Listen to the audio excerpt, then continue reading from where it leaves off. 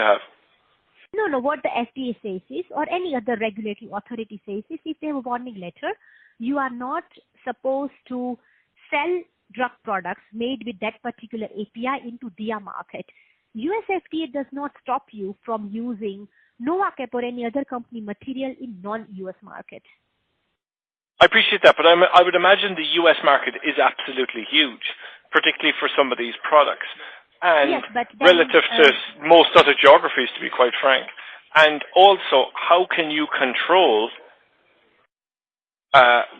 like if you in Europe are making a vast number of, let's just say, plain aspirin, using salicylic acid that's made by Novacap, how do you control that none of the drugs you're creating in Europe is not sold into the US market?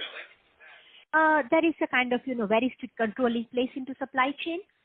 There are no such kind of, errors or something, because this is nothing an exception. This is a daily challenge, what happens in the pharma industry.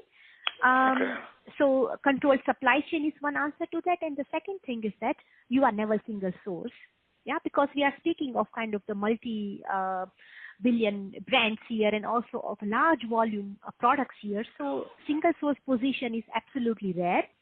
So you may have a preferential supplier. You may have a supplier you buy your more volume from, but you always have a backup ready. So there are other offers you can always work. And your supply chain is controlled, in a different manner.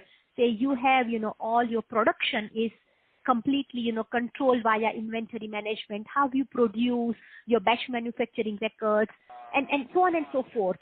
So there is absolute control in place. So there are no, doubts that supply chain is a compliance. Okay.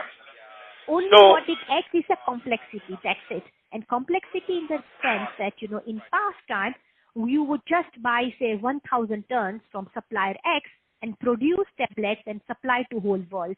But if you have now warning letter with one supplier, you don't buy 1,000 tons, you buy just 250, what you need, say, to supply to Germany, and that's it. You run a smaller campaign. How?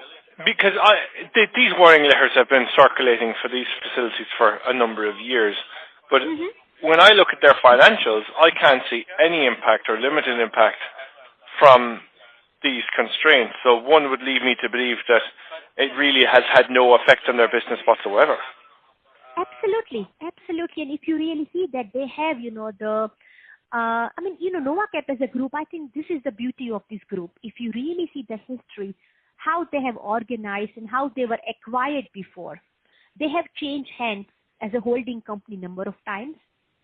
They have grown substantially in past 10 years.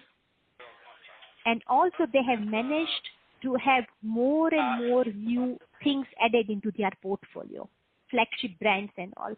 The reason is that Novacap as a group do not rely only on one segment.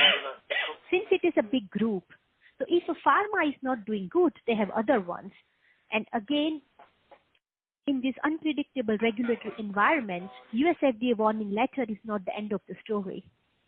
And since Novacap controls so much of the supply chain of paracetamol and aspirin, world has no choice than to go with them. And US is not the only market. Okay. So I wouldn't actually really have any surprise on, on their complete market cap or anything.